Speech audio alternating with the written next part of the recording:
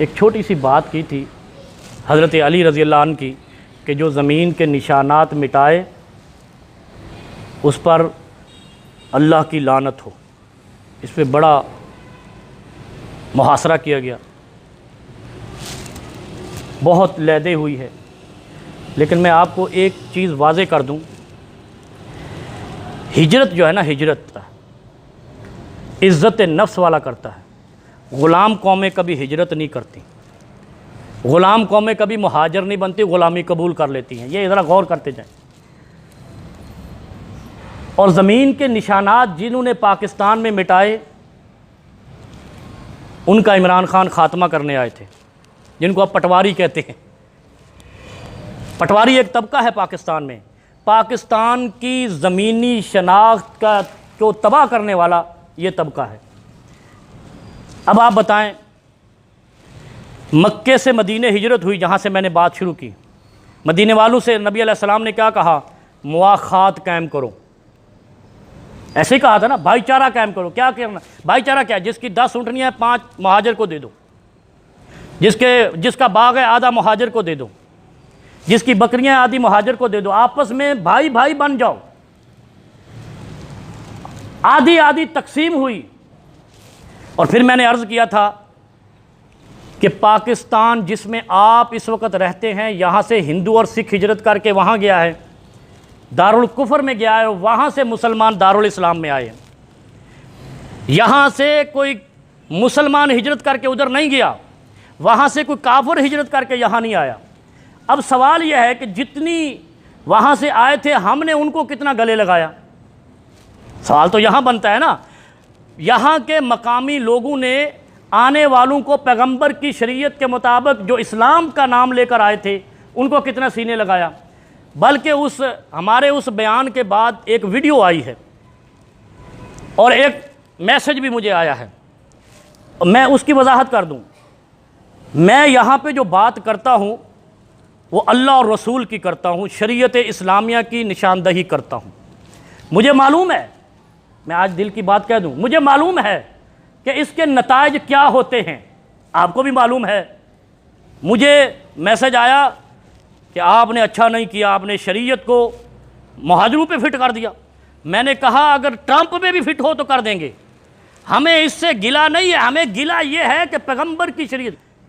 उसके बाद एक वीडियो आई, उसने कहा कि मुहाजिरीन इंडिया से नंगे और भूखे आए थे, इन्ना लिल्लाहि व इन्ना इलैहि राजिऊन, और मुहाजिरीन वहाँ से तुम्हें ग़ुलामी से छुड़ाने आए थे। यहाँ के लोगों को जो हिंदुओं और सिखों के हारी थे, अगर सही तारीख पढ़ो तो मुहाजिरीन ने अपनी गैरत के साथ, इज्जत नफ्स के साथ हिंदुओं की ग़ुलामी कबूल नहीं की। आप उलमा के नाम लो, कितने उलमा हैं जो आपके यहाँ ये एम्प्रेस मार्केट में शहीद किए गए, उनको फांसियों पर लटकाया गया, लेकिन गैरत का और ईमान का सौदा उन्होंने नहीं किया। हिजरत कर ली, फांसियों पे लटक गए तोप खाने के सामने। ना गोरों की गुलामी की है, ना हिंदुओं की गुलामी की है, ना सिखों की गुलामी की है, हिजरत कर ली है। और ये पैगंबर का शेवा है कि जहां ईमान रब्बुन अल्लाह मुस्तकिम ना रहता हो वो ज़मीन छोड़ दो। और यहां क्या था? तुम हिंदुओं के गुलाम थे, हमें कहते हो नंगे भूखे। मुहाजिर नंगे भूखे नहीं थे। तुमने राजा दहर से मार खाई है, इब्ने कासिम से मार खाई है। कभी राजा दहर, कभी रंजीत सिंह, कोई सिंह था, कोई हिंदू था, कोई गोरा था। जब तक हिजरत नहीं हुई पाकिस्तान नहीं बना। और तुम कहते हो नंगे भूखे, तो कायदे आजम क्या नंगा आया था? अल्लामा इकबाल ने हिजरत की, नंगा आया था। जितने मुहाजिर आए, दर हकीकत मसला यह है कि पाकिस्तान में पटवारियों ने तबाह किया है, कौमों का हक खाया है। मुहाजिर जो हिजरत करके जो पंजाब में आए या कहीं कहीं आए, जहां भी आए, उनको ज़मीनें नहीं दी, क्लेम्स नहीं दिए। और हमें कहते हो ऐसी बात भी ना करो। बात तो हम करेंगे, जो रात कब्र में लिखी है वो कब्र में मिलेगी, जो ऊपर लिखी है वो ऊपर मिलेगी। लेकिन ये बात बददियानती, और हमने पिछले जुमा भी कहा, ये कहते रहेंगे कि जिन लोगों ने ज़मीन के निशानात मिटाए हैं उन्होंने खुदा की लानत के मुस्तहिक बने हैं।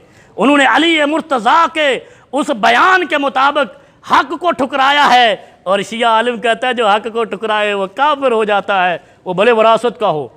तो फिर आगे फैसला खुद कर लें कि इस तरीके से मसले हल नहीं होते। और मैं तो बड़ा परेशान हूँ कि सीधी बात करो तो तकलीफ़ होती है। ओ भाई, एक दूसरे का हक अदा कर दो तो मुआशरा वो नमूना पेश करता है जो इस्लामी नमूना है। पाकिस्तान में मोहब्बतें कायम क्यों नहीं हुई? पाकिस्तान में नफ़रतों का राज क्यों हुआ? उसकी वजह यह है कि एक दूसरे के हक गसब करने को हमने फजीलत समझा, और जब ये हक गसब किए गए नफ़रतों के चट्टानें खड़ी हो गई। नफ़रतों की चट्टानों ने पाकिस्तान की तरक्की को रोका है, और अगर ये नफ़रतों की चट्टानें ना होती तो चीन तुमसे बाद में पैदा हुआ आगे निकल जाता। ये कैसे मुमकिन था?